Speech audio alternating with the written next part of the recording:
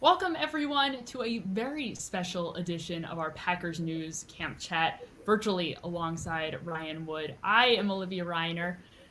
Things are a little bit different these days due to the coronavirus and the nature of training camp. However, one thing is for certain. If and when we get to the start of the regular season, General Manager Brian Gutekunst is going to have to trim his 89-man roster down to a 53-man roster. That's where Ryan and I today come in to play. We are going to pretend to be General Manager Brian Gutekunst, and you all at home can follow along with us by heading over to packersnews.com and looking at our roster builder. I'll bring it up here in just a second. You can be interactive with us as we go through, make our selection for who we think is going to make the 53-man roster. For today's exercise, we're not going to be creating a practice squad.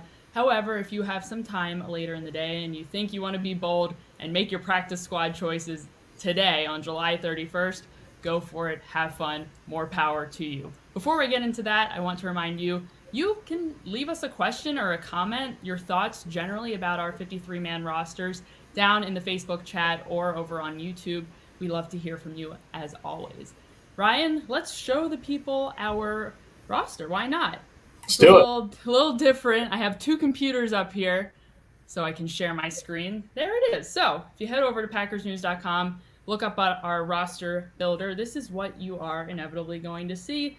You'll see exactly what the salary cap is, how much cap space the team has, the practice squad allocation if you decide you do want to look exactly at who might be on the practice squad, the expanded practice squad roster. 16 players can be on the practice squad now.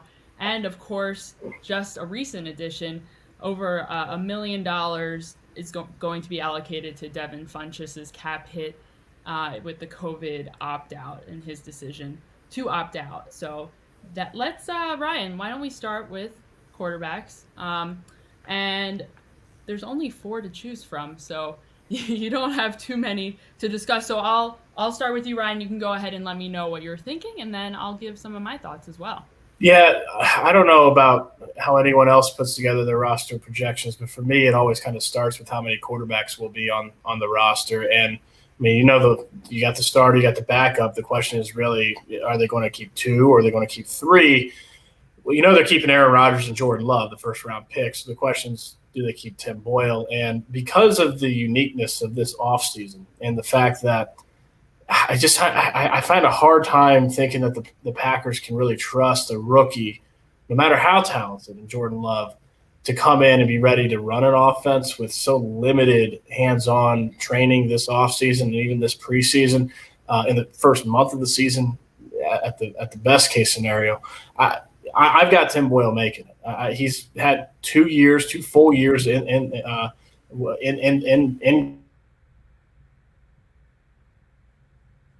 It looks like we have lost Ryan. Let's see if we can get him back into our stream, everyone.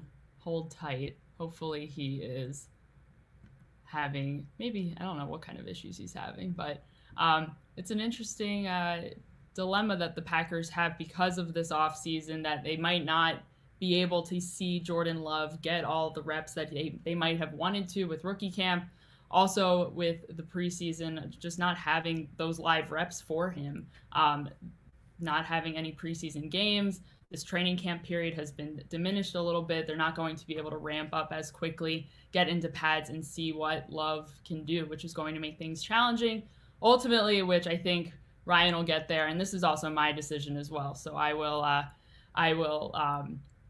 also echo what Ryan has to say as well. I think Tim Boyle is going to make the roster this year. He was able to beat out DeShone Kizer last year, sent Kizer packing for the most part at the end of training camp. So I think just to have a little bit more consistency and to be able to allow Jordan Love to warm up a little bit with this abbreviated preseason, but also just the nature, the way that the coronavirus has impacted the Packers offseason, I think it makes sense to keep three quarterbacks on the roster. We know that the Packers have done it in the past.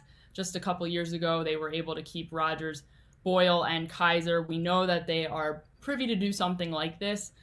So I think it makes sense to have Boyle stick around So yes, let's see if we can get Ryan back on.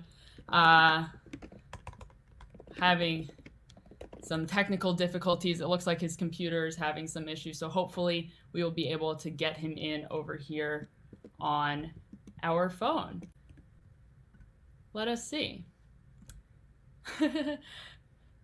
We will get we'll get to some of these questions. Let's see. Duke says that Ryan is buffering. Yes. We'll see if we can get him in here just in a little bit. Appreciate your patience, everybody. Hopefully we'll be able to get him on in just a second. So yes, why don't we move on now to the running backs?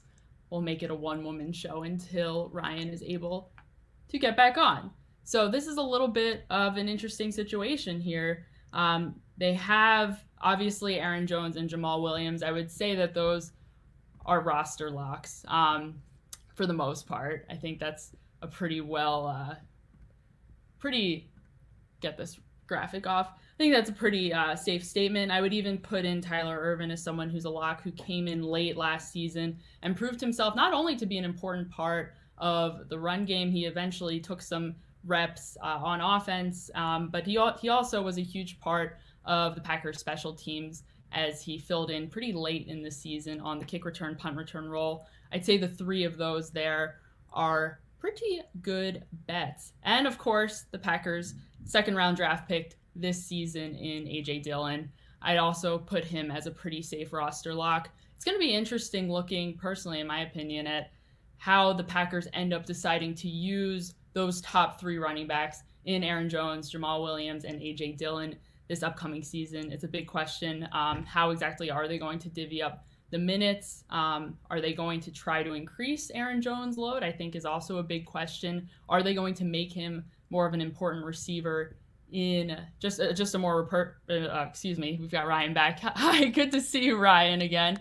Welcome back. I've been entertaining everybody alone talking about the running backs and what the Packers might do when it comes to how many they'll carry on their initial roster.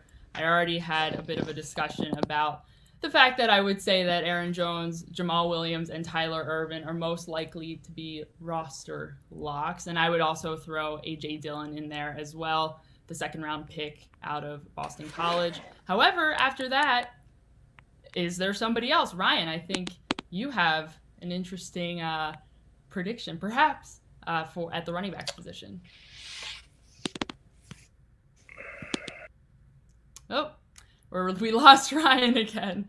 I may have to pause for a second just to make sure that we can get him in and making sure that he can speak his mind, because I don't want to speak for him and I want him to make sure that he's a part of this as well. So we'll take a break and I'll be right back. I will share a tweet over on Twitter just to make sure that you all know exactly when we will be back, but hopefully we can troubleshoot this and get back to the live stream. So I apologize. Thank you so much for your patience. We'll be back soon.